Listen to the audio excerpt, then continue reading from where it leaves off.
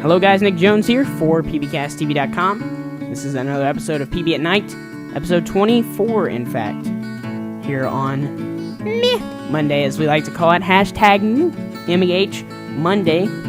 If you're on Twitter, love to get a shout out there. That's something that Jacob came up with, pretty cool. Jacob's uploading his vlog, and I think he's still in the chat room. So, he's uploading his vlog.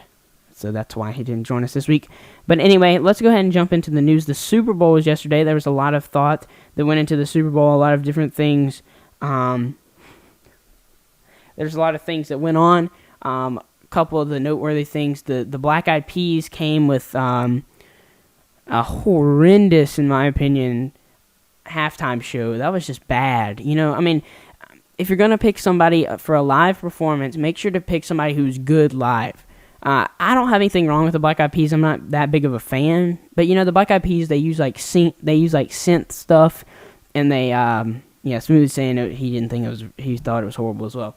And they distort their voice and everything. Not distort, but you know what I mean. They process their voice a lot of times in this rap music and stuff, and they're not good at all live. So I don't really know why they picked the Black Eyed Peas. I guess because they're multi-million dollar singers or whatever, because they're one of the most popular. Auto-tune, thank you Jacob in the chat room, is what I was looking for. But they process their voice and things, and it just does not make for a good live show. That's why a lot of rappers aren't that popular live. I mean, you know what I mean. I don't know. Somebody said I listened to a bunch of radio shows on my commute to and from school, and one of the guys I like to listen to in the mornings, he said that they might need to wake up or get one of the guys from the 50s or the 60s or the 70s out of a nursing home and bring him in for next year. That would suit me just fine. I think I'd like him better than the Black Eyed Peas. And also Christina Aguilera, it was kind of weird. She misquoted, or that's what I was getting to. She misquoted, or either she sang a verse twice but messed up the second verse or something in the Star Spangled Banner, or the national anthem, which was just total fail. And a lot of people make a big deal about that. I know it's one of the only songs that you don't want to mess up. If you mess up on it, you're going to get, bombarded with all this hate mail and stuff. But, I understand how she can mess up, but she gets paid, they no telling how much they paid her to do that. And it's just one of those things. You got to be prepared. I know it's nerve. I know exactly. Not really, but I know she probably felt like really, really nervous and stuff. But I mean, come on. But anyway, let's just go ahead and jump into the news. Of course, the Green Bay Packers won Super Bowl 45. Pretty decent game, in my opinion. It was kind of boring throughout the first, second, and third quarters because it was a sloppy game. First quarter, second quarter, the Steelers kind of started to come back. The Packers started out, I think it was 18 or 21 point lead there at the beginning of the game.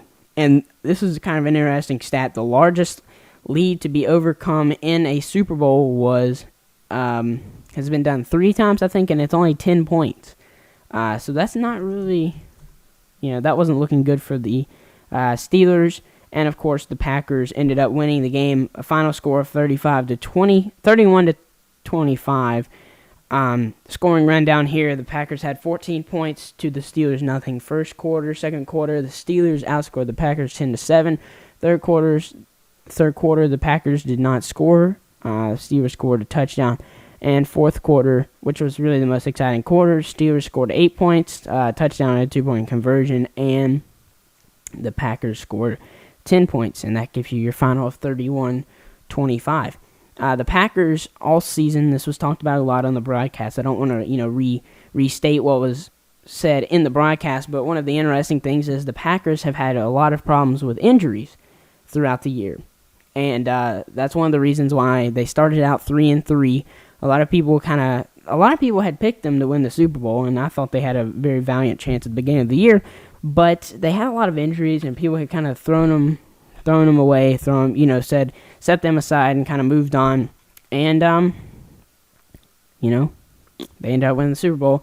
And actually, Donald Driver, one of their top receivers, and also Charles Woodson, their defensive captain, got hurt and didn't play either one of them the second half. I think Woodson came out, both of them came out in the second quarter, maybe the first quarter even.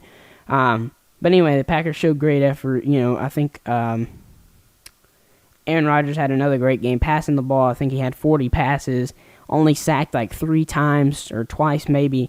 One of a great performance against a tough defense of the Steelers. But anyhow, kind of interesting here. The return to Titletown. That's what Green Bay is called because they won so many championships back in the day, and also the NFL Super Bowl trophy is actually named after the Green Bay Packers' great coach Vince Lombardi. And they're calling the parade, which is going to happen tomorrow. If you're watching this on Monday, Tuesday, February 8th, the return to Titletown celebration. And here's kind of an interesting video. I'm just going to show the screenshot or whatever of it. There's some Packers fans celebrating. Of course, it's they're entrenched in snow right now, as is most of the country. But anyway, that's kind of a cool story. Another one of the interesting stories is a lot of fans lost their seats in Dallas, and Dallas was one of the more interesting stadiums. They've got a huge jumbotron. I think it's like 105 feet or something. It might be bigger than that. But this is from the New York Times or Washington Post. My bad. Let me get my tongue untied here. As the Green Bay Packers savored their Super Bowl triumph Monday, the NFL continued to deal with the fallout from problems temporary seating at the Cowboys Stadium that cost $400 a ticket. 400 ticket holders their seat to the game. Commissioner Roger Goodell called the situation obviously a failure on our part, and he said that the league would invite the affected fans to next year's Super Bowl in Indianapolis. That's pretty cool. I have to admit, good thing on the NFL part, they're going to give those 400 people tickets to next year's Super Bowl, even though, that's not really that good because I'm sure most of those were either Steelers or Packers fans, and more than likely the Steelers or the Packers won't be back again in the Super Bowl, so they kind of got the short end of the deal, but at least the NFL was good enough to redeem them of their tickets. But yeah. And I wanted to include only one other story tonight because I got something cool to talk about at the end. And also, I knew the Super Bowl. You guys probably wouldn't want to talk about it that much. This is from a blog. I saw it on Google News. That's where we get most of our stories. It's called radiosurvivor.com. And it's kind of interesting. .radio and .music domain suffixes fans are looking to consult with the ICANN meeting in San Francisco. So they're kind of trying to persuade the ICANN or the ICANN people to allow them to have .radio domains, which, .radio, that's kind of a long domain suffix, but it would be kind of cool to have. They have .fm, I think, now that you can buy. .tv, of course, .co. I thought it would be kind of cool. I don't know. Maybe that was just me, but it's kind of some cool news there. And our final, this isn't a news story, but I've been talking about this for a while. If you follow me on Twitter, twitter.com/thatnickjones. I like to talk about sports news. One of my two passions, one being tech, which we talk about a lot on pbcasttv, and the other one being sports.